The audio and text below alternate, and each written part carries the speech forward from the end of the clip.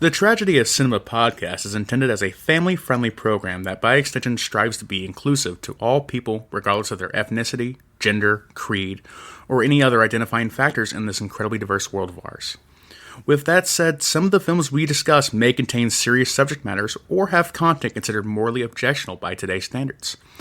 We do not intend to condone or dismiss these aspects of these films, but our primary focus will be on what we believe the film succeeds at, some fun facts, and our personal enjoyment factors of each film. With that said, we hope you enjoy the show.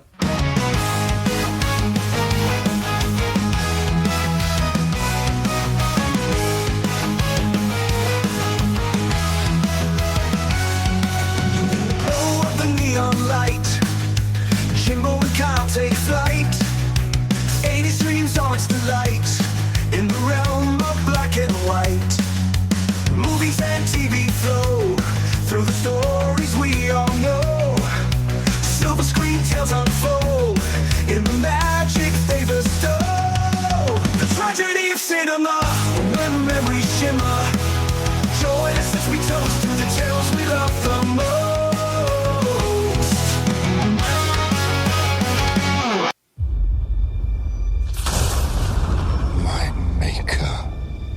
Told his tale,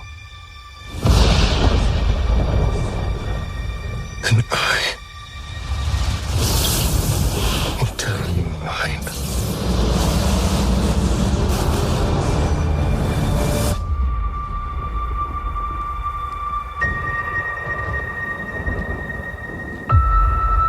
I remember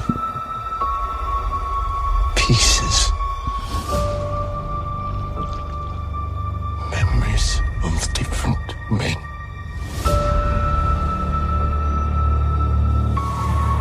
And I saw it. Your name.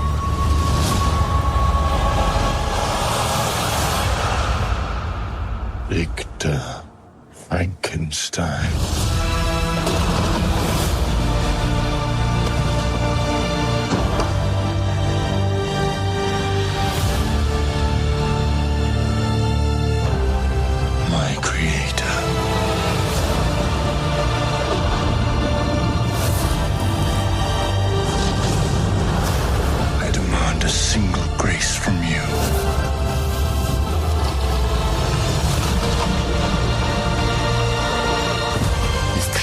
To award me love,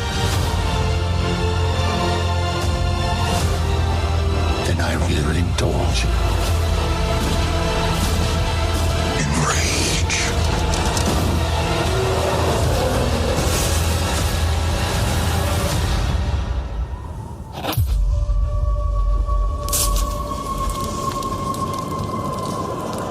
Now, run.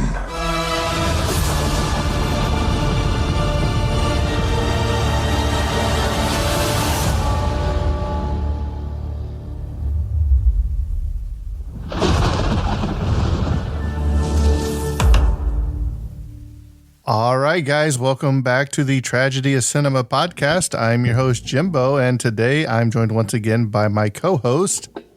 Hey, this is Bond in Texas. Bond's having some microphone issues. I am. I'm having to hold it up with my hand. We are doing something today that we have never done on this podcast.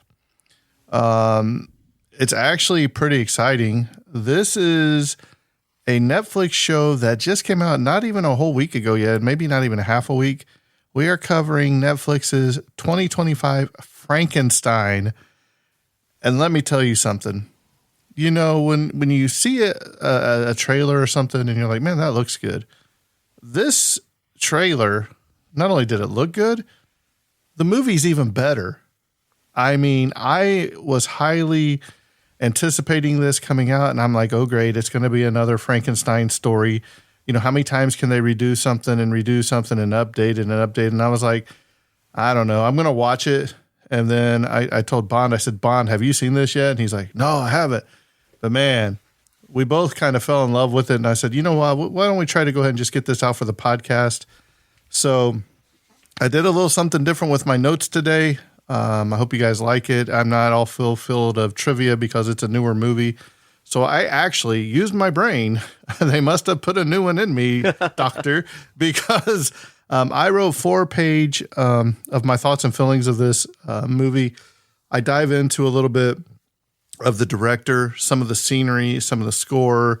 It's just tragically, beautifully well done. So, Bond, would you like to kick us off? Yeah, man, I'm excited about your notes. I'm excited about what you have to say about this movie. It is great. It's a wonderful movie. I'm kind of went into like the same way you did, where I didn't know what to expect. I wasn't expecting much. I've been so disappointed with every version of Frankenstein that they've put out in the last 50 years. Every time they put out a new version of Frankenstein, it's not very good. I'm a big fan of Guillermo del Toro. I like his work. I like his stuff. And so I was really hoping for a good movie here. And I'm not going to save this to the end. I'm going to say Oscar-worthy movie. I am going to say a multiple Oscar-winning award movie. Special effects, the score, the story, the cinematography, the costume design, every little piece of this. the scenes, everything is perfect. But before we get into it, spoiler warning. If you haven't seen this yet, Oh, yeah, we forgot. yeah, if you haven't seen this yet, go to Netflix, watch it. It's the top 10 movie. It's easy It's to find. the number one movie right now, I do believe. It probably Excellent. still is. So it's super easy to find. It's super easy to watch. It is a long one. It's like 2.5 hours long, but you're just so into it. If you want a horror movie, if you want a scary movie, you might walk out a little bit disappointed. But it's creepy, but it's not overly. No worries, man. This is Frankenstein 2025, Gothic horror. It's based on the Mary Shelley book from 1818. Some people know, some people don't know. Mary Shelley was born, she was married to the poet Percy Blythe Shelley. And they were having a dinner party with another famous poet at the time, Lord Byron. And there was a challenge. They actually challenged, all these writers challenged themselves to write a horror, write something scary. And the next morning, Mary Shelley came up with the modern Prometheus, which is what we now know as Frankenstein. And so it was almost like a contest, and she was the wife of a famous poet, and she won. Which is pretty cool. Very cool. Are you a fan of Guillermo del Toro and his directing and his work? I'm not going to lie. Not a lot of it. Really? Yeah. What's your favorite one? I like Hellboy. Yeah. I like Hellboy just because I like the creatures in it, and I like all the little monsters and little quirky stuff to it. The Shape of Water is good. That's a wild one, man. That was... It's just the romance kind of crosses over to this point where I'm not comfortable with it anymore. Especially the whole bathroom scene where they flood the bathroom scene, and I'm like... Yeah, and you're like, you can't flood a bathroom like that. Like that, no. Right.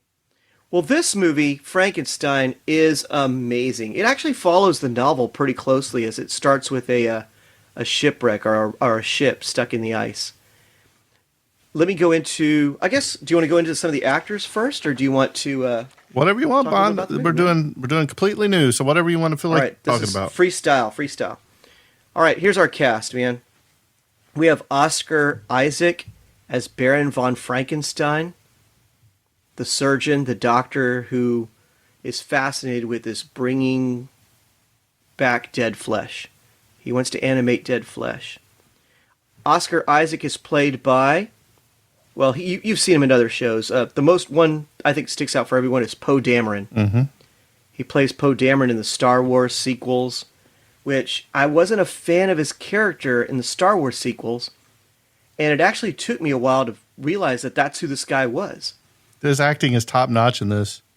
And he's grown out his hair a bit, and I'm like, his acting's so good, I didn't know that was Poe Dameron for the first half of the movie, and I was like, oh, that's where I know him from. He also plays Joseph. If you've ever seen the movie The Nativity Story, he plays Joseph, which I thought was pretty cool. Now, there is a young Victor Frankenstein in this movie, like when he's a kid. That's played by Christian Convery. And he was in the movie Cocaine Bear. And he's also the main character on HBO's, I think it's HBO or Netflix's Sweet Tooth. So if you've ever seen Sweet Tooth, it's a really good show. It's based on a comic book. And is that the one where he's like part deer or part he's fawn half or something? deer. Yeah. Yeah. The Netflix show does not do the comic book justice. Go read the book. Don't watch the show. And, of course, watch Cocaine Bear. I mean, come on. It's Cocaine Bear. Right? Now, the creature was originally going to be played by Andrew Garfield. Spider-Man. Right. They had it all lined up. They actually worked 9 months creating a costume for him and what his makeup was going to look like and all this other designs. He drops out because he has other commitments. Was it a Spider-Man movie? I don't know. But he drops out, so they only had months to create the new monster and the new costume and the new creature, and that's played by Jacob Elordi. He hasn't been in much. He was on a show on Netflix called Kissing Booth, which I haven't seen. I think I have. Yeah, unfortunately. I'm sorry to hear that. He also plays Elvis in the Priscilla movie. Mm-hmm. Now, I have a question for you. Sure. How tall is Andrew Garfield? Because this monster, this guy, he was massive. I don't know if they made him look like that or if he's really that tall, but I mean, he was an intimidating presence. He's very tall in this movie, and sometimes they do a really good job in this movie of making him look thick. And not only that, he's thick, linebacker thick, with the heavy coats. But then sometimes he's super skinny. But not only that, but the way he moves, he kind of moves like Gollum from Lord of the Rings, like the crawling around, like in the cabin when he's in the wheelhouse, where he's just crawling and ducking and diving under all that. It was fantastic. Yeah. So not only do they have to create this costume or this makeup for the creature, but it's got to be mobile. He's the most mobile Frankenstein you've seen. Yeah. He moves a lot. The movie also has a young actress named Mia Goth. She did a fantastic job too, She man. plays Lady Elizabeth, or the love interest of William, of Victor, of the monster. Creature. There's only one decent-looking girl in all of England, and apparently it's this lady, Mia Goth. Oh, I thought you meant it was the lady that was in the see-through thing. You remember her? Oh, she got the see-through top when she's posing for the picture? Yeah. Well, Mia Goth, I tried to look for stuff that she was in. She's in a horror series called X. Mm-hmm. And I think there's 3 movies all based on this X series. I'm going to tell you something. When they first introduced her character and she turned around and I'm like, ugh, like, she's got no eyebrows. I was like, I'm not saying that, but I'm just saying you got her to play his love interest. It was kind of, but she grew on me, man. By the end, she was absolutely stunning. Yeah. When the first thing I noticed was she's really pale. She's got this really heavy brow line. I was like, I didn't know Mina Harker was in this track or Frankenstein. She was in, I know you've seen this movie. It's an erotic film called Nymphomaniac. I don't have to see the movie Bond. I lived it. Personally, I've never seen that one, but you can fill in our listeners later on that one. Let's see. Some other slightly minor characters. We have William Frankenstein, which is Victor's younger brother. He's kind of a sickly kid, but he grows up, right? Oh, yeah. And he was the favored son. For some reason, Dad liked him best. Let's talk about his dad for a minute, shall we? Yeah. His dad, so he wants Victor, his dad's obviously gone a lot of the time. And when he comes back, he expects Victor to know all the scientific equations and the languages and all that. And what happens if he says something wrong? He takes that stick or reed or whatever and smacks him in the face. And I'm like, bro, no wonder. Like, your hands are too valuable now, because he wants him to grow up to become a surgeon, right? Yeah. He's like, you're getting older now. Your hands are your tool. Your hands are your future. Your face is vanity. And slaps him across the face with that reed. And just cuts his face. Man, and I don't think he treated his wife very well either. You could obviously tell that. And then Well, when she's pregnant, remember he like forces her to eat like that liver. Yes, it's good for the baby. And he's like, "You're eating for two now." But the part where Victor and his mom are very, very close, and the crushing scene, man, where he's sitting there. I think he's eating breakfast with her, and then she ends up falling on the floor, screaming in blood. And Victor, she leans over onto Victor, and he's got like the handprint of blood on him from where she had her hand around him and his bloody white shirt. And he goes, "Dad, Dad." And the dad was getting ready to leave again. And he comes running upstairs and they take him and they take her and rush her off into the room. And I'm like, man. And then, he's like, "You've done enough, Victor, blah, blah, go away." And the scene, man, where his mom dies and he puts the face plate on her and screws it down, man. Oh, what's with those face plates? Those coffins, man, were amazing. I have never seen anything like that. I said, this is new to me, original to me. I liked it, but boy, did it take a whole nother level of heartbreak to a whole new level. The coffins were almost like a concrete papoose. Almost like totally wrapped like a concrete, and it's got like a concrete face mask. It's almost like a death mask made out of concrete of that person's face. Yeah, they like snap it in place at the last minute. So you'll see the whole body's in the casket. Except the face. Concrete casket, except the face is sticking out. And then they slap that faceplate. I don't know if that's historically accurate or if that's something that Del Toro just did because it was creepy, but it worked. Oh, yeah, it very, very much did. Now, the younger brother, William, he's the favorite of the dad. He's played by Felix Kramer. He was in a 2022 remake of All's Quiet on the Western Front. I didn't know they remade existed, it. Right? Yeah. I didn't. But here's what's really cool. The dad, the oppressive father, renowned physician, is played by Charles Dance. Now, Charles Dance, do you know where he's from? Now, I don't know if this is true, so don't quote me on it, but I thought he was in Game of Thrones. I could be wrong, but he could have played one of the Lannisters in Game of Thrones. I think he is in Game of Thrones. What I found out is he's in For Your Eyes Only. Right? He's in For Your Eyes Only. The James Bond movie? Yeah. Wow. He's also, that was actually his film debut. Oh, I was going to say, yeah. He was also in The Golden Child, if you remember The Golden Child with Eddie Murphy. Yes. And he's in Last Action Hero. So that's pretty cool. And it also, of course, we talked about, what about Heinrich? Which is Elizabeth's uncle. Oh. And he's the one that like financially backs. And there is projects. You don't know why he's financially backing him at first, but he has very strict deadlines that he wants him to meet. And we will talk about it soon, I'm sure. He says, "I have unlimited money, but not unlimited time or unlimited patience," right? Right. So he's like, "Hey, whatever you need, I'll get it for you." Because Victor Frankenstein says, "You know what I need? I need a solid silver, lightning rod to put on top of this tower." And they make it out of all these different materials, and they don't work. It doesn't work. And he's like, "No, I need silver." And Heinrich's like, "Get the man silver. Get him whatever he wants."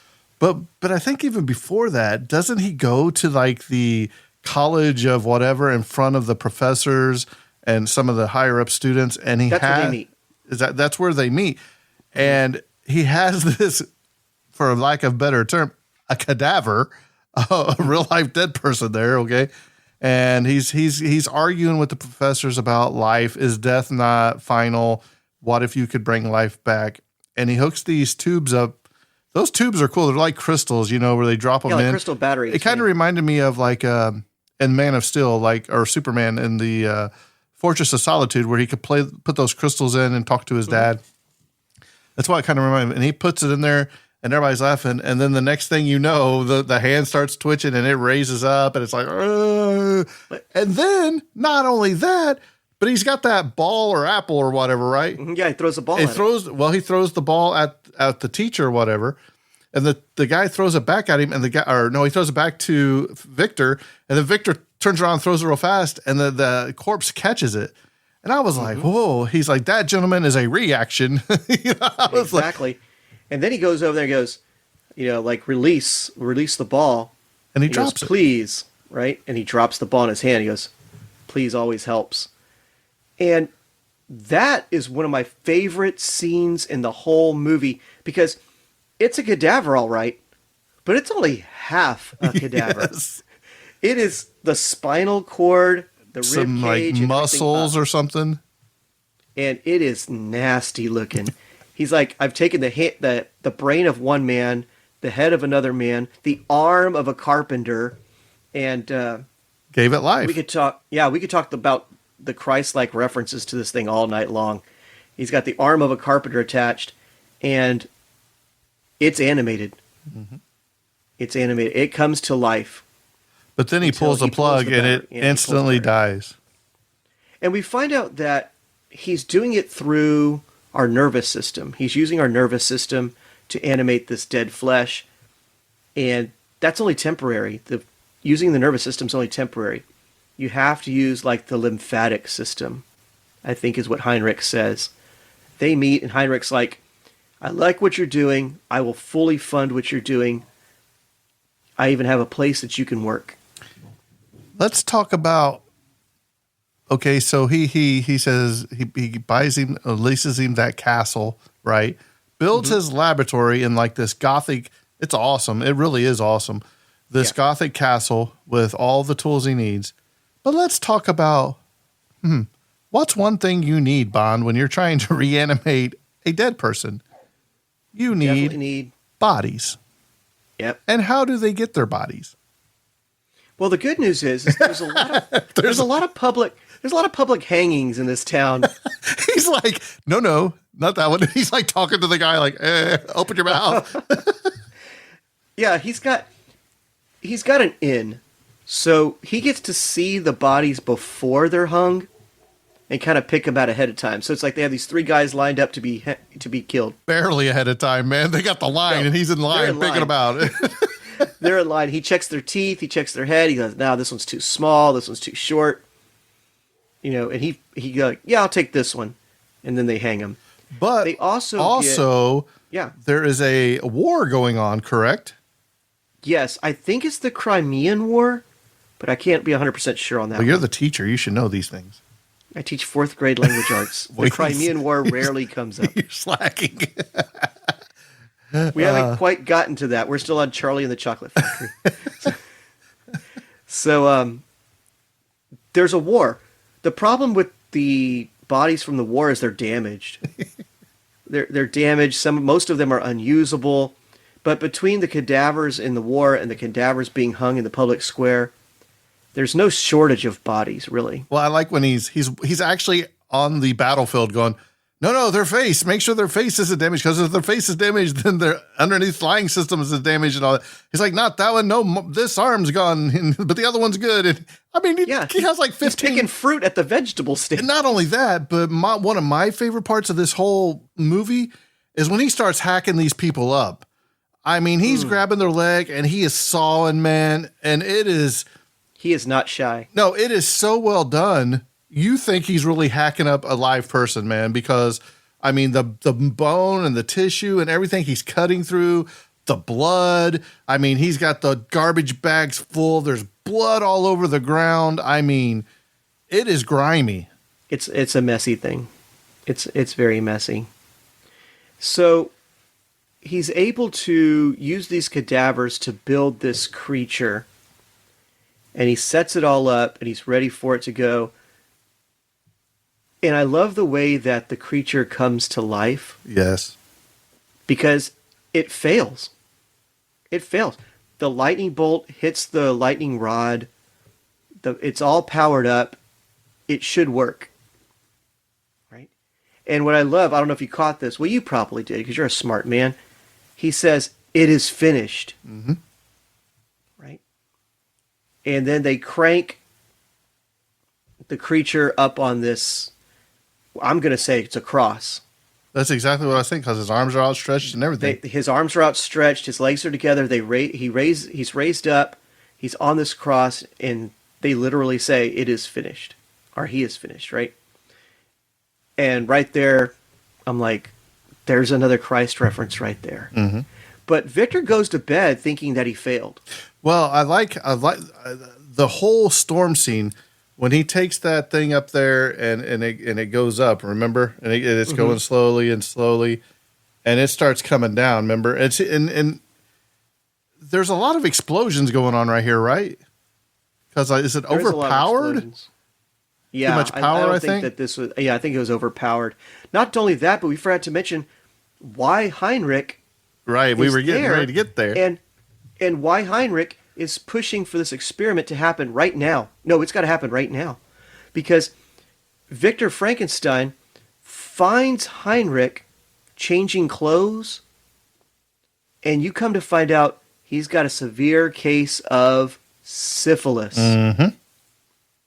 He's balding, and I guess the cure for syphilis at the time was mercury, which is crazy. I mean, he was taking sips of mercury. In fact, he even says, you know the old saying, one night with Venus, a lifetime with Mercury. I thought that was funny, man. I love that line. That is so great. And so he wants Victor Frankenstein to use this method to save him, right? They want to put him in a new body. And, of course, Victor's like, no, I'm not going to do it. No. But I financed you. I told you that one day I'm going to be asking you of a favor, and this is the favor I'm asking. But let me ask you a question. Mm-hmm. This is after the monster wakes up, correct?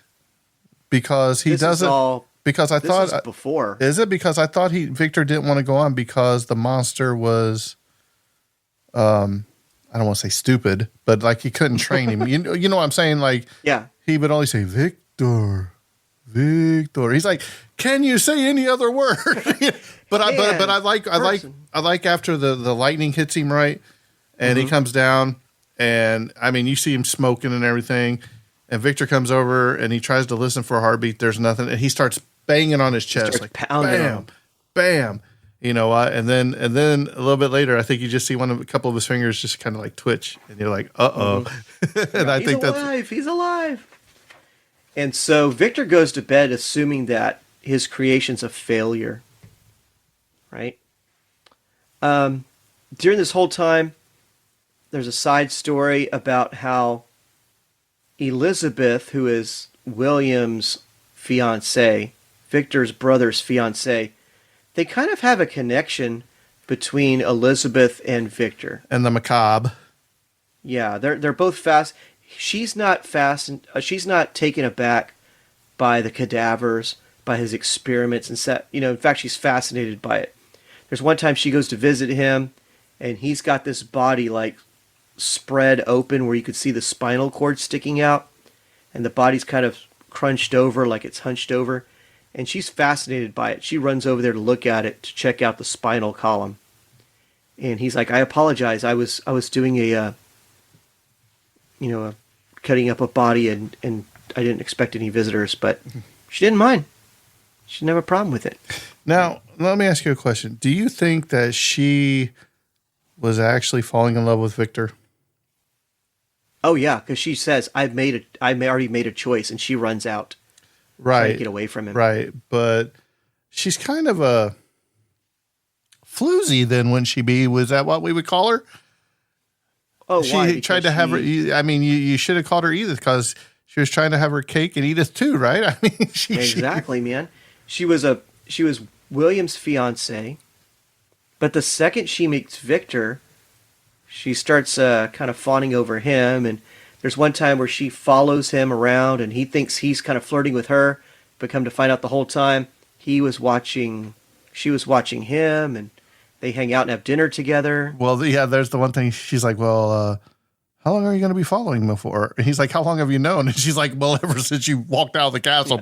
Yeah, but way before you saw me. But the thing is, Victor, her uncle said, whatever you want. He said, well, I need William and her to stay more. So he was just basically dragging them along so she would have to stay there because Victor is infatuated with her.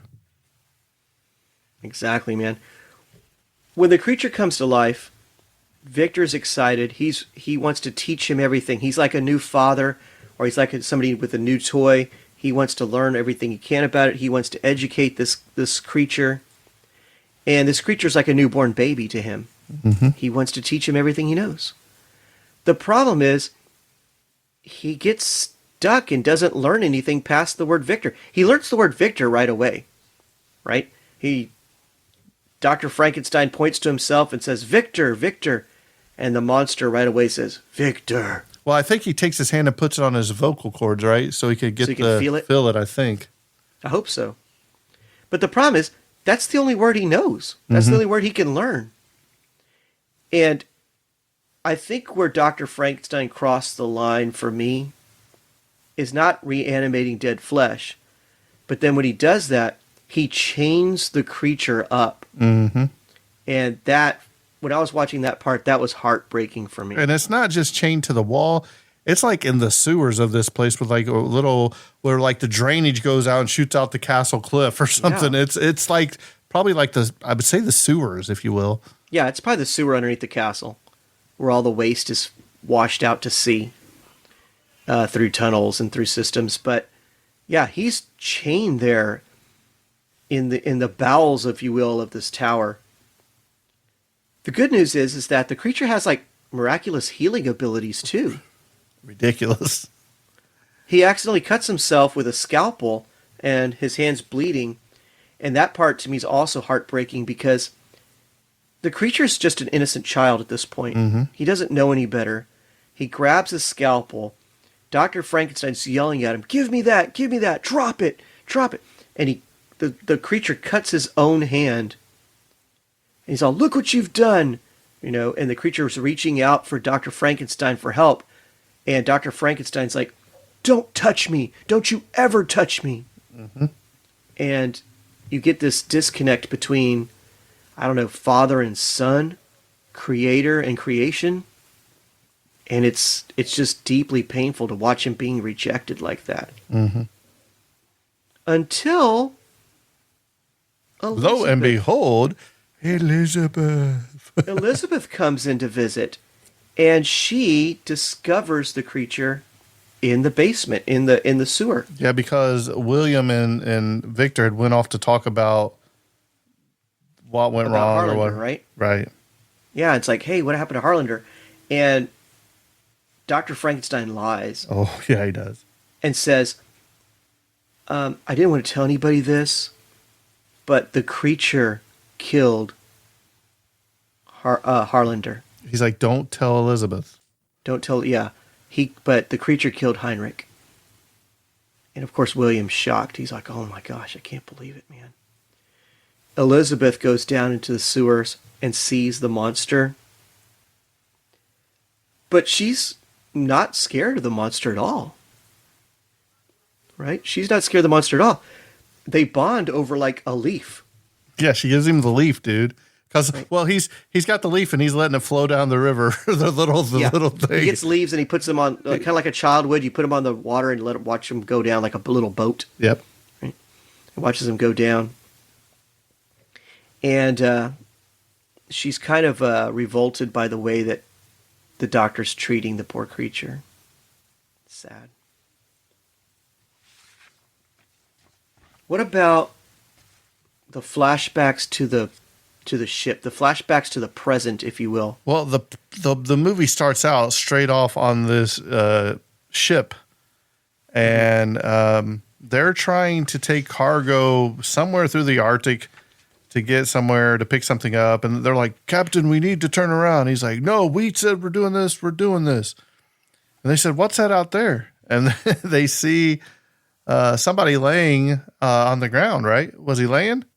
Mm-hmm. And lo and behold, they bring him aboard, and it's Victor.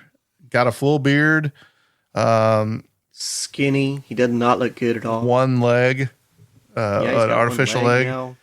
And the way that happens is cinema gold right there. But then something else starts coming towards the ship.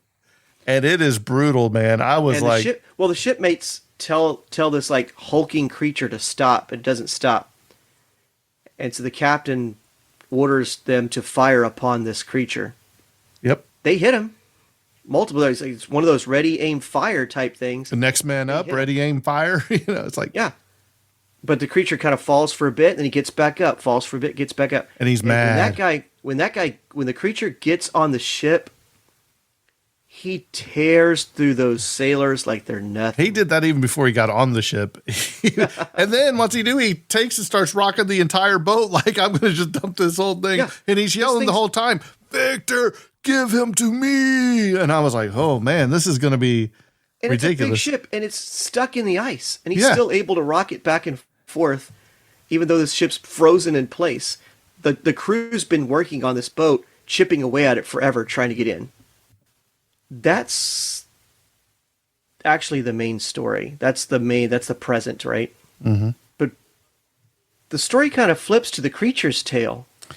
Well, that's what I was going to tell you. This is a tale of two stories, if you will. The first half of the movie is Victor's version of the story. Mm-hmm. The second half is pretty much where Victor's story kind of falls apart. Well, I don't want to say where it starts because we haven't got to that part talked about it yet, but it picks up at a certain part all the way up to the present. And I think it's really well done because you definitely see good and evil. You see love and hate. You see creator and the creation. And you see how it's viewed by the two different humans, I'll say, how they're treated. And I'll ask you, which part of the story did you find better? Man, which one moved you more? Both. I was entranced with both parts. I really felt for the creature. I haven't felt for the creature like this since probably the original Frankenstein, mm-hmm. where I was really invested in his feelings and the way he was acting.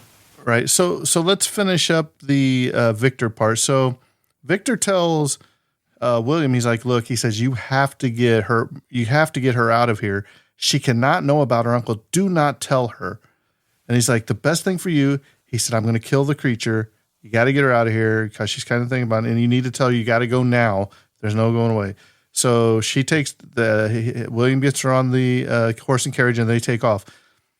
Victor starts dumping gasoline all over this place, all over his notes, all over his equipment, all over. And it really tore me up when he goes down to the sewer, man. And he just starts dumping gasoline all down there, man. And the creature's still chained down. Right, because I'm thinking to myself, what happened in the original Frankenstein? He's burned. Burned in the windmill, right? He's burned up in the windmill, yeah. So the villagers and the townspeople burn him up. So I'm like, oh, don't tell me this is how this is going to end. But I'm like, there's still an hour left in this movie. Surely this is at the end. And so what's he do? And he goes down there and he tells the creature, he says, tell me one other word besides Victor. Victor, Victor, Victor, Victor, Victor. And the monster's like, Victor, Victor, right? And what happens after he dumps all the gasoline, he's getting ready to walk away, the creature goes, Elizabeth. And that right there told me all I need to know about Frankenstein because he stops and he looks back at the monster and he didn't care he said another word. Yeah. He heard him loud and clear. Yep. And I think at this point he was and now he's even madder, I think, because Elizabeth had got a connection with him that he could never get through. And that's by teaching him a new word. And I think that jealousy of Victor over Elizabeth, I think that was the final thing. So what's he do? He goes up there.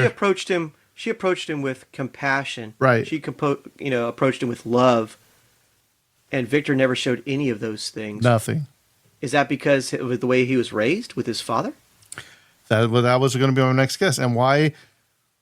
And William was always the remember back in the day, the father was giving William a horse and buggies for birthday presents. And you see Victor hiding behind a tree looking, and I'm like, and he's like, I knew William was the favorite one. You could tell. I mean, they show you this.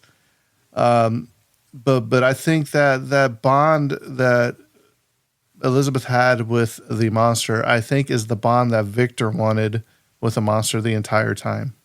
Of course. And he lost his way. Mm-hmm. But then he throws the match, right? And he sits there and he can hear him yelling, Victor, Victor.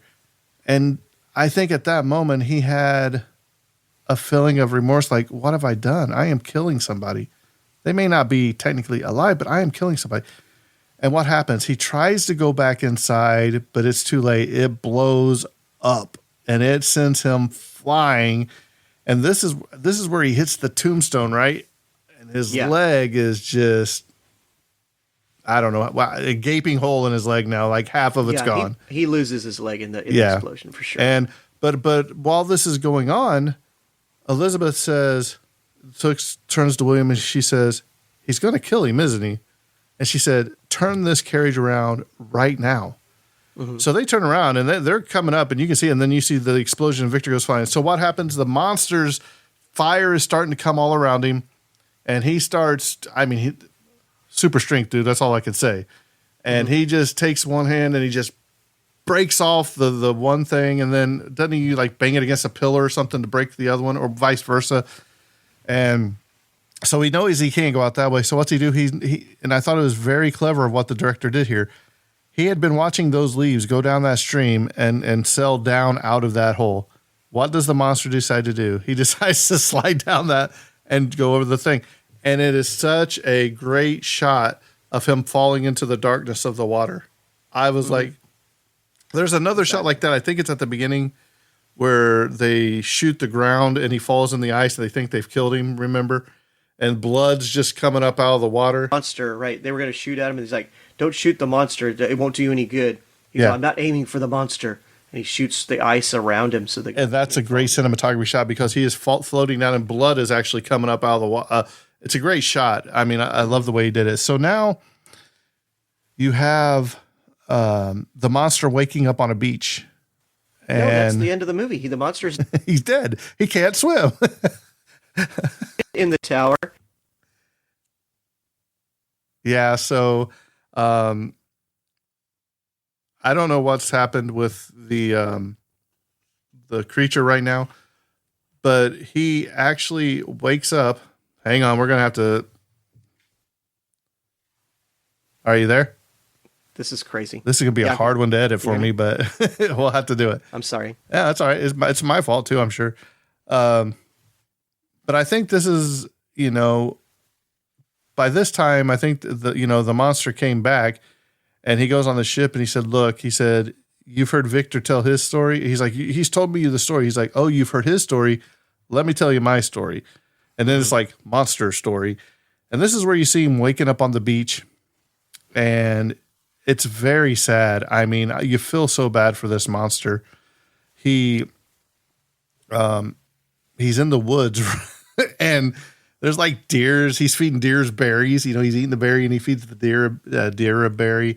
And then next thing you know, the deer gets shot at, right? With hunters. And he turns around and Frankenstein actually takes one to the face, I think, right in the eye, man. And he starts taking off running and you can hear him yelling, oh, we shot him. We know we got him. What was that thing? I don't know. I've never seen anything like it. Blah, blah, blah. And he goes and he finds refuge in this cabin in the woods, let's say, but he's in like farmhouse, he's right? In like the side, like an old wheel house. It was like the old cogs and everything that turn and all that. And he's in there and he covers up with some hay or he has a cloak now that he wears so he's got a cloak and he falls asleep. Next thing you know, somebody comes home and you're like, and it's a little girl, her mom, is it her grandpa? The blind hermit? So. Yeah, he's blind. Grandpa. He's teaching her how to read with flashcards and letters. And the monster is picking all this up because he's watching through a peephole and he's learning how to talk. He's learning how to say hi. He's learning things. And lo and behold, you're starting to say, oh, this is good. Well, then the dads come home and guess who it is? It's the hunters that shot him. They're like, we don't know what that thing was, but man, we got to get out of here. We got to go up here. And the old man's like, look, I'm not, but before this, the monster's like, they've taught me so much. They're like, man, we're going to have to go out and hunt wood for like the next week or two just to have enough to make it through the winter. He's like, and the monster, I like what he says. He's like, from then on, I became the forest spirit of the forest. Spirit of the forest. And they come outside the next morning, and there's a bunch of wood, like 3 or 4, like big cords of wood, just tons of wood. And you would see the monster do things like, the fence is broke, mending the fence. Yes. Yeah. And I like the part where he's hammering the fence down with his hands. He's just like boom, boom, and the posts are going in, and they wake up and like all their pigs and everything, or sheep or whatever, all in the pen, right? And he's like, from that moment on, and he actually started to grow his hair because the oh yeah, he is starting to grow hair at that point. Well, I don't know if he grew it or he glued it on. Let's be honest, I don't know. But he's like sitting on top of the roof and stuff like that, and he became their watcher. And then it says until one night, and that was the day when wolves attack, and they are attacking the sheep. They're jumping the fences. They are tearing them to pieces, man. These wolves are tearing them to pieces. I was rooting for the sheep too, man. Like, no. And they start digging under the door of where Frankenstein is. You're like, oh no. And then you see he got shot or whatever. Mm-hmm. And they take off running, but the damage has already been done. They lost a lot of their food. They lost 3 or 4 big sheep for sure. So, they do go ahead and skin them and everything for food, but they end up, they decide that, hey, we got to go get some supplies, basically, because we're not going to make it. And the old man's like, I'm just staying here. And like, you can't stay here. He's like, look, I'll be all right. You guys got wood for me. This is more than enough meat. I'll be fine. And so they're like, okay. So they take off. And I like what he says. Hey, you can come out of hiding now, basically. And he walks in and he's like, hey, friend, he's like, you're the one that's been listening through the wheelhouse walls and all that. And the part that got me right there, man, is when he leans down and the old man gives him a hug. Basically, he puts his head on his chest. You know what I mean? He puts his head on his chest. It was like, and he's like patting his head. He's like, you're the spirit of the forest, aren't you? Yeah. Right. And the bond, this is the first time that the, I'll say cinema has gotten the bond between the old man and the monster. I don't want to say right, but I think it felt more complete. You've seen why the blind hermit cared so much for this monster and why the monster cared so much for this man. And so, he's like, hey, there's books here you can read. He's like, and that's when I read my first book. So now we don't have a dumb Frankenstein. We have an intelligent Frankenstein because he's learning things, and he's learning at rapid paces, which is very interesting. He's read and reread these books over and over and over again. And he's like, are there more books than this in the world? The guy's oh yeah, I think there's a few more. So what happens? The monster ends up one day going out into the woods, right? Mm-hmm. Yeah, because he doesn't live inside he goes home, I think, each night. He goes out. But I mean, somewhere else. But the monster actually goes out into the woods. I forget what he's doing out there. He's I don't remember if he's reading. I can't remember what he's doing. But all of a sudden, he comes back, and there's wolves at the cabin. And this scene is just so heartbreaking, man, because the love that go out to. I think the old man. Oh, the old man tells him to go back to try to forgive. To the castle. Yeah, that's what it is. Find out about his creator, because he goes, what do you remember from your past life, before? And he goes, I only remember one word, Victor. Mm-hmm. Right? And so the old man kind of encourages him, go back to the tower, go back to the castle, see what you can find. And so that's why the creature goes on like this mini quest. Side quest. To go, it's a little side quest to go back to the tower to see, like, can I find anything that relates back to? And what does he find? Does he find like an address or something? He finds that note. Remember the note that he had that has Victor's address on it from? Remember he threw it over his back. But I think one of the coolest shots of this whole movie too is he finds the pictures or photographs, remember, of the dead bodies, and he holds up the one of his face, and it goes perfectly over his face. Mm-hmm. I was like, this right here is cinematic gold. I mean, it was beautifully shot. he's holds finding it like up to his face, and you see like that wonky eye he's got and everything. Yeah. Yes. And he's finding like diagrams of like one arm of this, one arm of this. So the monster's gotten smart. He's obviously putting 2 and 2 together now, right? So he decides that he wants to meet his creator. So he's got the address of where to find him. Yeah. But before that, he decides to go back and visit the old man Herman and tell him, I guess, what he found, right? Sure. And when he gets there, oh, heart crushing. he goes, there's a bunch of wolves there, and the door's open. So right then he knew something was up. And he goes in there, and there are wolves just chewing on the old man, and they start attacking the monster, and it becomes a big old fight. I mean, they're ripping at his arms and Great all special that. effects just to have these brutal wolves just jumping on his back, taking chunks out of his arm. He's throwing them against the wall. That one where he just rips like the whole entire skin and back thing off of him, man. Yeah, he rips like the skin off of one, throws one into the fireplace. Yes. And you can see the sparks, like he throws it in the fireplace, you see the sparks. And then you hear him give that you hear him give that scream of kind of like a monster. And that's the Frankenstein monster. Right, that's what you're like, is he really trying to be human or is he still a monster? Because you really don't know at this point, right? Even though you're starting to feel sorry for the guy.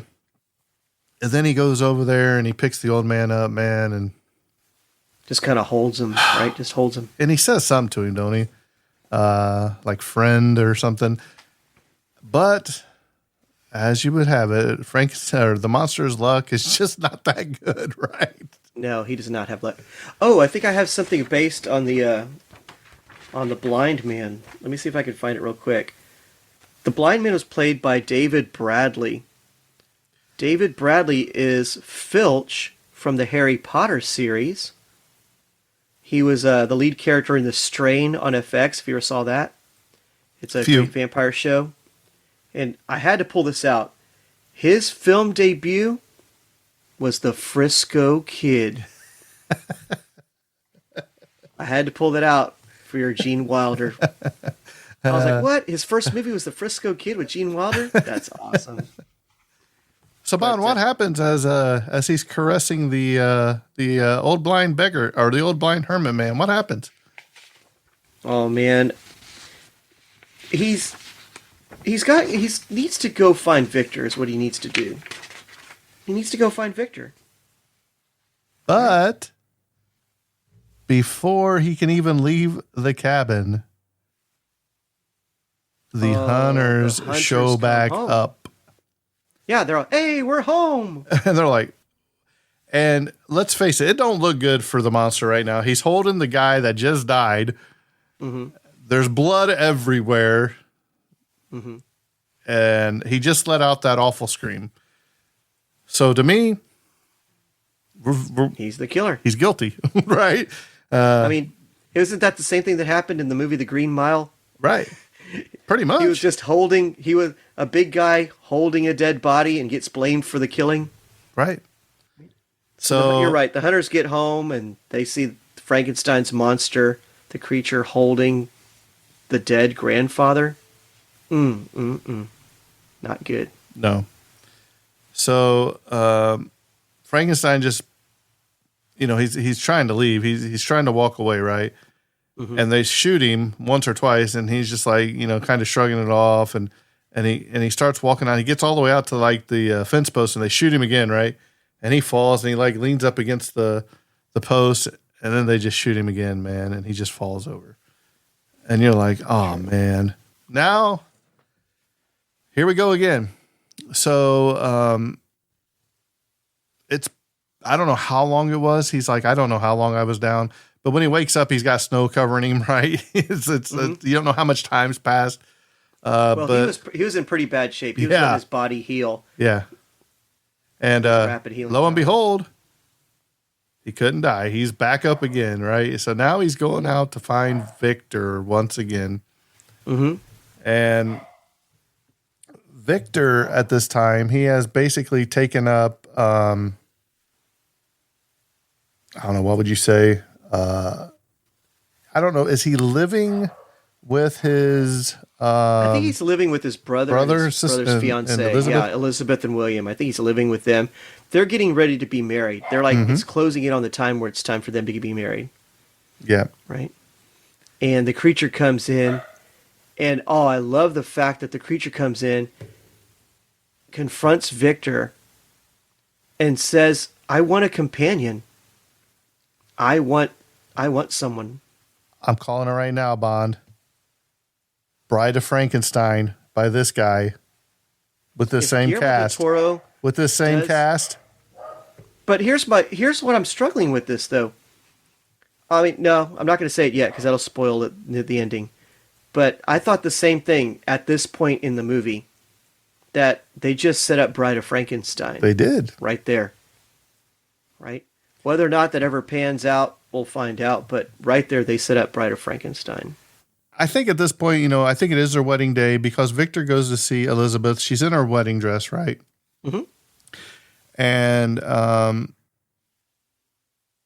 he's like, she says something to the effect like evil still exists in the world or something. I can't remember exactly what she says, but it's pretty much like you did it to yourself. Yeah. She chastises him pretty hard right here. She pretty much accuses him of being the monster and not the creature. And not the creature.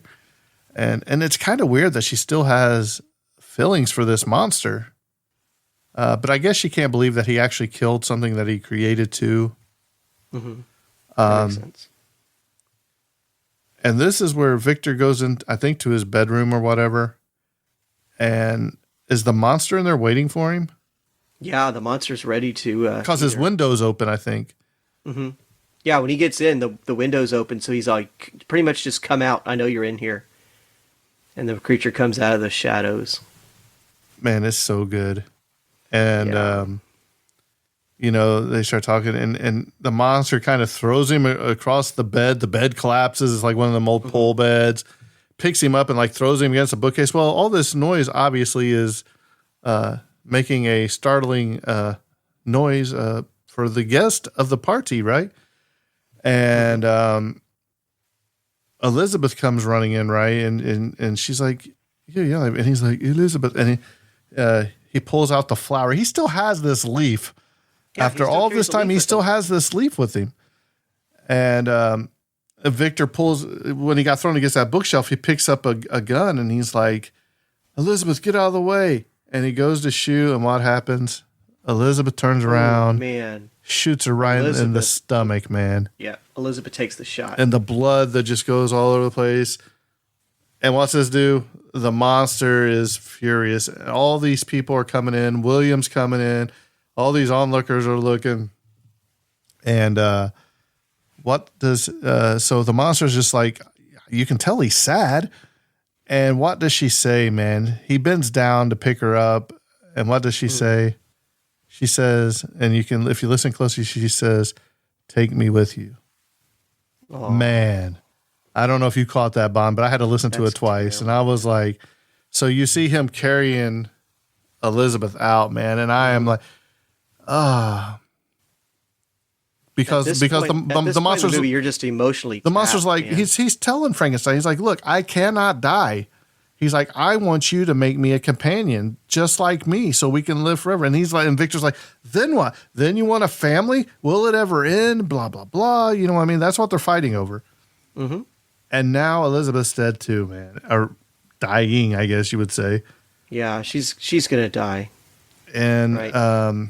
Yeah, man. So this sets off. What about William? Isn't William hurt in the fight too? I don't remember. I think so. I think William's hurt. He's wounded, right? I was too emotionally involved to worry about William at this point. I remember there was a scene where William like confesses to his brother about always kind of like being envious, always kind of fearing his brother. And so William's dead. Elizabeth's dead. There's only Victor left. Even what's his name? The Harlander guy. He died, right? Hendrik? Yeah.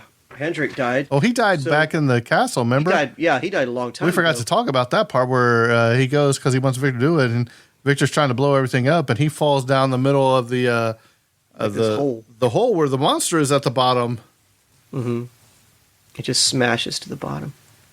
So now this sets off Victor chasing the monster because he's going to finish the job. Because now who's really the monster at this point, right? Yeah, because they've kind of flipped at this point. Exactly.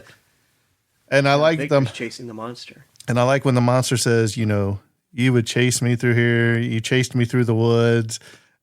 And he's like, and you chased me to the end of the world where it's just me and you up here. Because you see him on the Arctic dog sled, right? Oh, I love that scene, man. Yep. Where it's just like this hulking figure, and you see Victor on the dog sled. They're just chasing each other across the Arctic. And then what happens? He finally catches up with him, right? And he's outside of his tent. And Victor starts shooting at him and all that. And the monster's like, hey, I got these dynamites here. He's like, you have one and I have one. He said, I'll tell you what. He likes it. He says, run.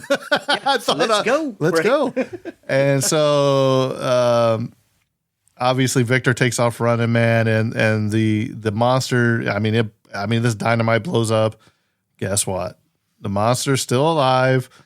And that's basically where it comes into the beginning of the movie where they find Victor. Yeah, now we're right back out. So now we're on the end beginning. we're at the end of the thing. And this has one of the greatest endings of anything that I've ever seen because it's far from any ending of a Frankenstein movie you've ever seen. By them each telling their story to this captain. What Frankenstein and the monster say to each other right here, they're basically saying, look, I'm sorry. You know, I should have never done this. And the monster's like, hey, I can forgive. He's like, just let it be or whatever. And the captain tells his crew, he opens the door because this monster's killed some of his men. Let's be honest. Well, Victor has finally referred to the monster as his son. You're my son. You know, you're my son. And I'm so sorry about the way I treated you. It's the same apology that he never got from his own father. The I'm sorry I abused you and the way I treated you all those years. He never got that apology from his father. And he was finally the better man. He finally apologized to the creature, calling him the son, apologizing. The creature forgives Victor Frankenstein. He forgives him, right? And then finally, Frankenstein, the doctor, passes away right due to the injuries from the explosion. He dies on the boat. And then what happens at the end? I mean, what does the captain do now with the creature on the boat? So the door opens and the captain's there and all the guys have their guns pulled out at the monster, right? He's like, let him go. He said, but Captain, he killed some of our men. He said, yeah. I said, let him go. It's over. What happens? Frankenstein walks up, climbs down the boat, and, you know, he puts the hood over his head. And what's he do? He goes to the front of the boat and he shoves it away from the ice back into the ocean. And what does the captain tell his crew? Gentlemen, we're going home. This whole time, the captain has been, no, we're going to do this mission. We're going to do this mission. We're going to do this mission. This is what we get paid for. I don't care about your men. This is what we all signed up to do, blah, blah, blah. Now, even that story affected the captain because he's like, you know, some things aren't worth it. Yeah. Let's all go home and be with our families. Family's more important, man. All right, Bond, are you ready for my thoughts and feelings on this and my rating? I'll go first. Go for it. So I tried to do something different. I actually just started writing. You know, I wanted to involve the director, some of the cast, their performances, and this is what I came up with. So I'll have to see what you think of this. So Guillermo del Toro's Frankenstein in 2025 stands as one of the most ambitious cinematic reinterpretations of Mary Shelley's 1818 masterpiece. After decades of expressing his desire to bring the story to life, Del Toro finally realized his vision for Netflix, merging his trademark Gothic romanticism with modern cinematic technology. The result is a film that is both grand and intimate, horrifying and deeply human. This film stars Oscar Isaac as Victor Frankenstein, Jacob Elordi as the creature, and Mia Goth as Elizabeth. It debuted at the 2025 Venice International Film Festival before being released in select theaters in October, which I wish I would have known I would have went, and streaming worldwide on Netflix in early November. Critics praised its visuals, performances, and thematic weight, and the film quickly became one of Netflix's most watched English language films of the year, earning over 29 million views in its first week. At its core, Del Toro's Frankenstein revisits the eternal tragedy of creation, the ambition of a man to play God, and the inevitable destruction that follows. Victor Frankenstein, a brilliant yet tormented scientist, seeks to transcend the limitations of morality by animating dead flesh. His experiment succeeds, but in success, he unleashes a being that mirrors his own brokenness. What began as a triumph of intellect quickly turns into a nightmare of guilt, regret, and loss. This film opens with the familiar framing device of the Arctic expedition where explorers encounter Victor Frankenstein near death. This narrative device, taken directly from Shelley's novel, serves as a confessional and a recounting of hubris and downfall. From there, the story unfolds in a flashback, revealing the obsessive scientist's journey from idealism to madness. Oscar Isaac, he delivers a layered performance as Frankenstein, at once visionary and hollow, burning with ambition, but haunted by conscience. His Victor is less the mad scientist of old horror films and more of a con man who cannot reconcile his yearning for progress with his moral failure. He is brilliant, but blind, consumed by the belief that he can master life itself. The creature, played by Jacob Elordi, is the emotional core of the film. Unlike earlier portrayals that leaned into the grotesque, Del Toro's creature is almost painfully human. He is a mosaic of sorrow, stitched from death, but desperate for life, rejected by his maker and the world that cannot accept him. Elordi's performance captures both the horror of his existence and the deep yearning for acceptance that defines him. Del Toro's production design amplifies this emotional conflict. His trademark visual style, with ornate, detailed, and tactile, fills every frame of this movie. The laboratories are illuminated by flickering candlelight and steam-driven machinery echoing both the Gothic past and the industrial future. The landscapes are equally expressive. The icy Arctic mirrors the emotional desolation of the characters, while the candlelit interiors reflect their fragile humanity. Every visual element serves as the story's emotional temperature. Thematically, Frankenstein delves deeply into the duality of creation and destruction. It asks what happens when scientific curiosity outpaces moral responsibility. Victor's ambition is not purely evil. It springs from grief, loss, and the fear of mortality. They're all universal human emotions. But his tragedy lies in believing he can control what he creates. The creature becomes his shadow, the embodiment of everything Victor refuses to acknowledge about himself: his arrogance, his isolation, his fear of imperfection. The relationship between creator and creation is portrayed as deeply symbiotic. Victor despises the creature because he sees himself within it. The creature despises Victor for giving him life without love. Their hatred binds them, forming a tragic mirror image, two souls forever chasing one another, each responsible for the other's pain. Del Toro's adaptation also expands on themes of identity and belonging. The creature, wandering the frozen wilderness and hostile villages, longs for connection. When he demands that Frankenstein create a companion, it's not lust or vengeance that motivates him, but the desperate desire to not be alone. That desire and its denial drives the film's emotional climax. When Frankenstein destroys the half-formed companion out of fear, he seals both of their fates. What follows is a cycle of revenge and remorse that leaves only ruin in its wake.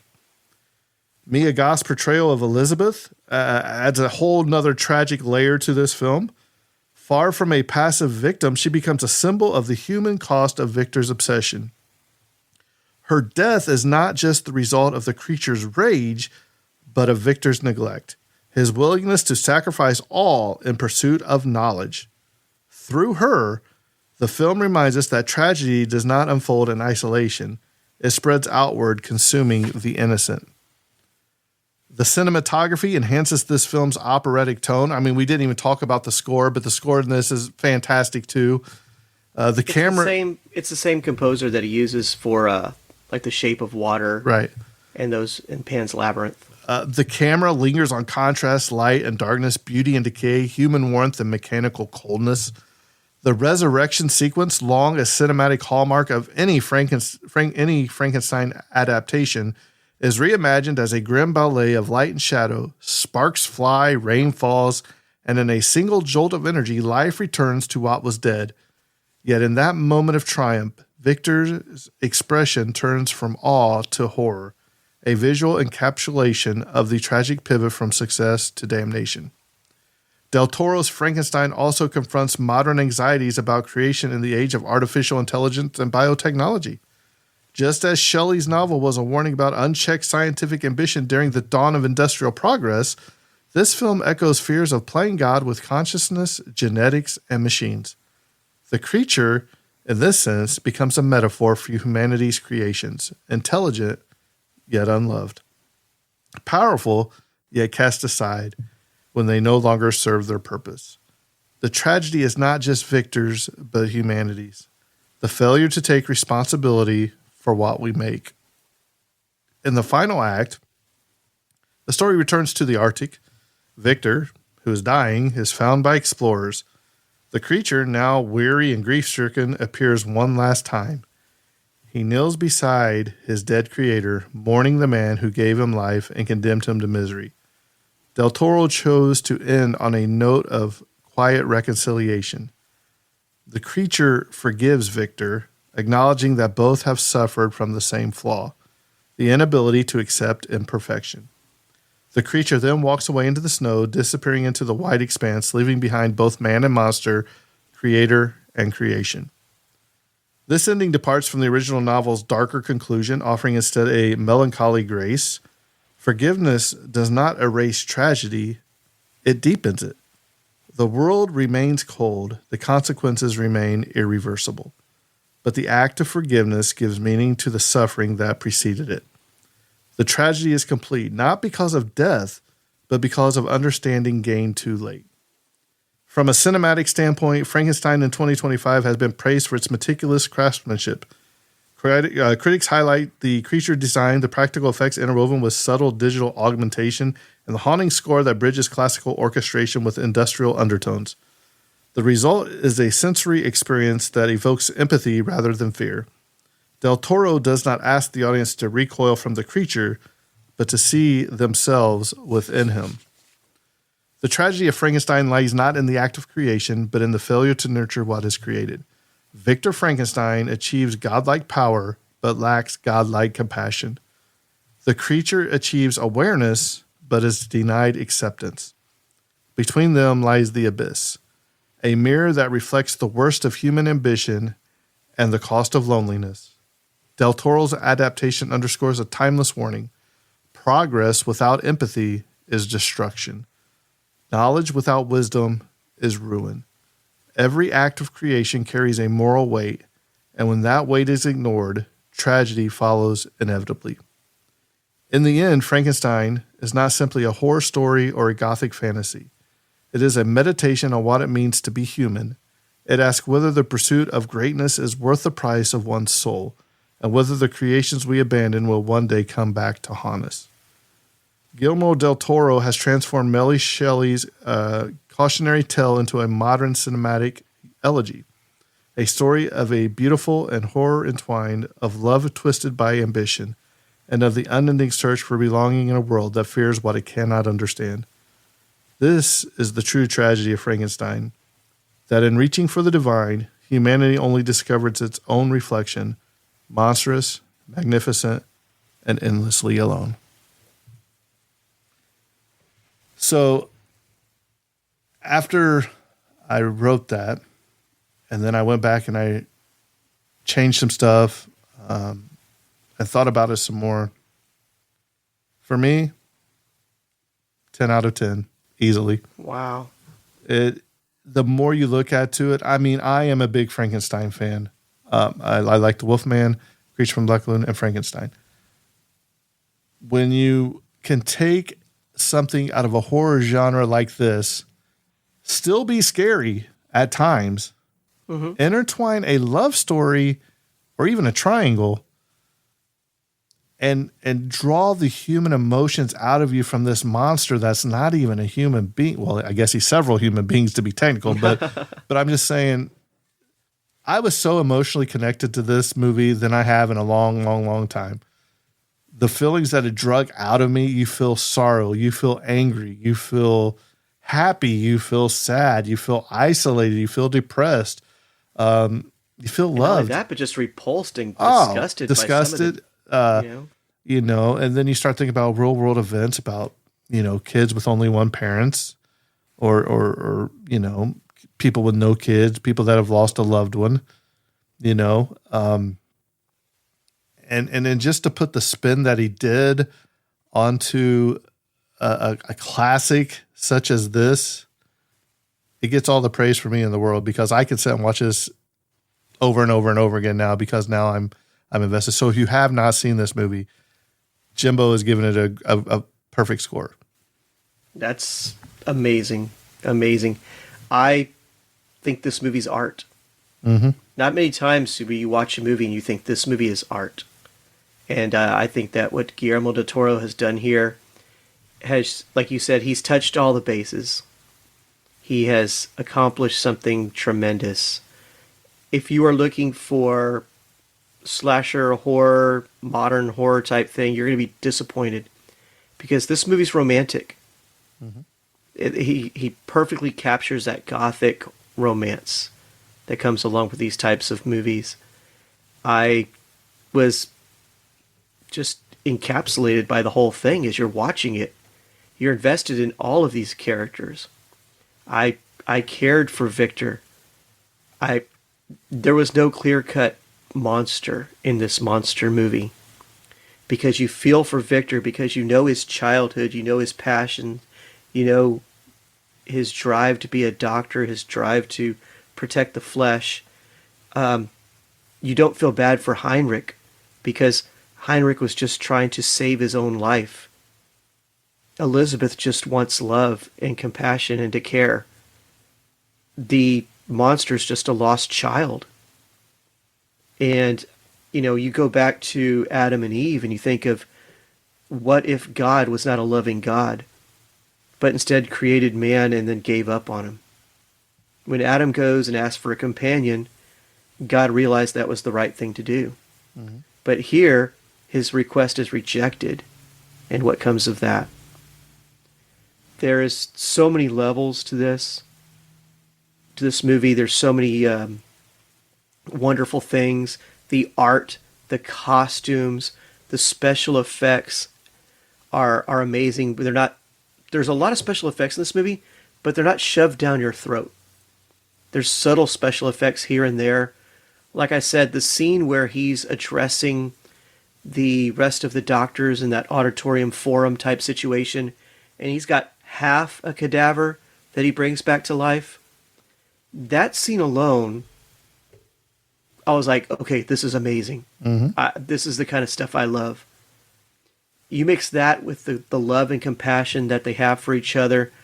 To me, Victor von Frankenstein deserves an Academy Award.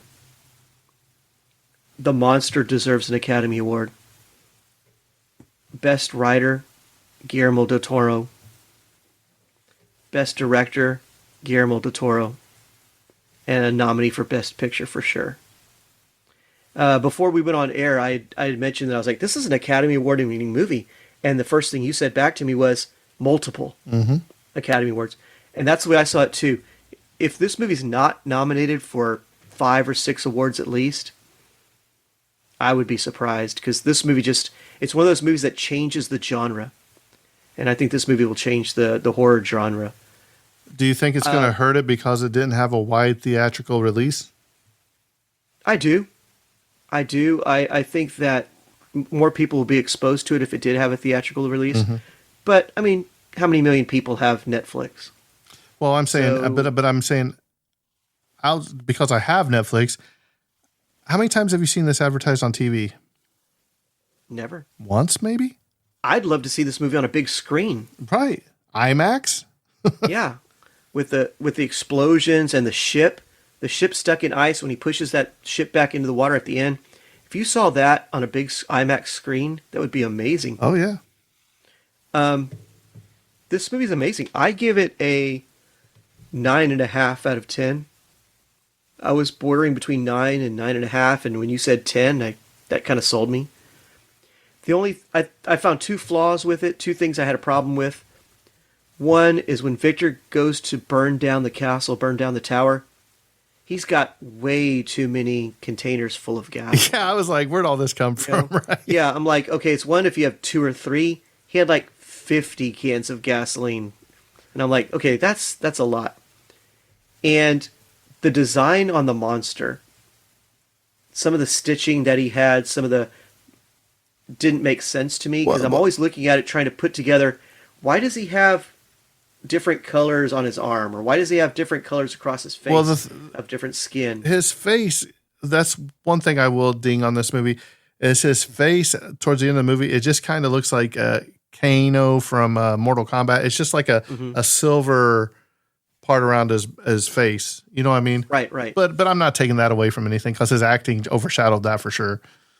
For sure. But like I said, that's one of the things that kind of tripped me up was I was like, as I was looking at him, because they show him a lot of times without his shirt on. Mm-hmm. He's wearing like this short diaper-like thing when he's first created, and he's wearing these bandages across his face. And so I was looking at that going, well, why is he bluish, and why is the stitching kind of weird? But if he's continually healing, would the stitching go away? Or you would think either that or be constantly changing depending on his injuries, right? Kind of thing. But overall, 9.5 out of 10. These movies don't get much better than this. Oh no, absolutely. If you have not seen this movie on Netflix, you need to watch this thing. It's amazing. Does your wife like horror movies? No. Neither does mine. And one of the things I told Rose was, you have to watch this movie. Did she watch it? She hasn't watched it yet because it just came out. I just watched it a few days ago. But one of her assignments this weekend coming up is to watch this Frankenstein movie. And then we need Rose's review. Let us know what she thought of it, Bond. She'll say, I made it to the part where there was half a body. When he started hacking the people up, I was like, I'm done. Yeah. I think my wife would be done. My wife would be done, after the first few minutes of the movie when he's ripping through people, right? Yeah, on the boat, and you're like, oh no. Well, sorry, this one took a little bit longer, but we wanted to do something different. And when this came out, I was like, Bond, we just got to do this. Yeah, we got to touch on this one. This is just, and that was before we watched it. Right. After watching it, I'm really grateful we're covering it tonight. Absolutely. We are the Tragedy of Cinema podcast. You can find us on Facebook. If you want to email us at thetragedyofcinema@gmail.com.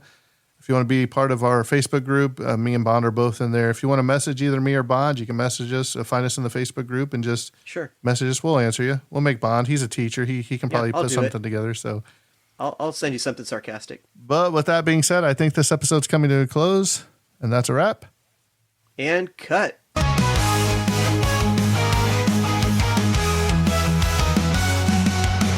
tragedy of cinema, where memories shimmer. Join us as we toast to the tales we love the most.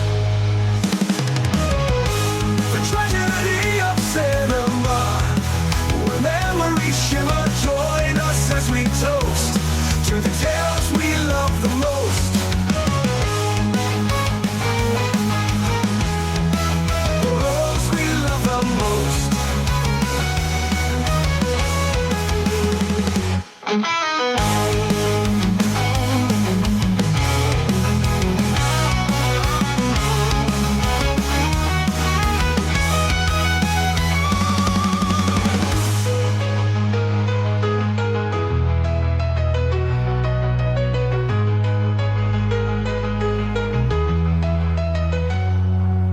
The tragedy of cinema, when memories shimmer.